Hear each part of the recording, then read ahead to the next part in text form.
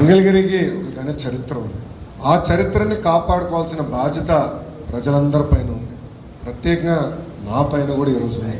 ఇది నేను ఎందుకు చెప్తున్నానంటే, మొన్న జరిగిన ఎన్నికల్లో ఆ బాధ్యత మీరు నాకు అప్పగించారు. పెద్దలన్నట్టు తరతరాలుగా వస్తున్న సమస్యల్ని పరిష్కరించాల్సిన అవసరం నా పైన ఉంది. పెద్దలన్నట్టు రాజకీయాలు దూరంగా పెట్టి, అంటే పార్టీలు దూరంగా పెట్టి కలిసికట్టుగా ఒక పక్కన నియోజకవర్గ అభివృద్ధి కానివ్వండి, గుడి అభివృద్ధి కానివ్వండి, కళ్యాణ మండప అభివృద్ధి కానివ్వండి, చేయాల్సిన బాధ్యత మనందరి పైన ఉంది. నేను అనేక సార్లు కూడా అన్నా, 4 సంవత్సరాలు 9 నెలలు మన ప్రాంత అభివృద్ధి గురించి, ప్రజల అభివృద్ధి గురించి, పేదరికం లేని మంగళగిరి గురించి మనందరం కలిసికట్టుగా మాడదాం, పోరాడదాం, నిలబడదాం.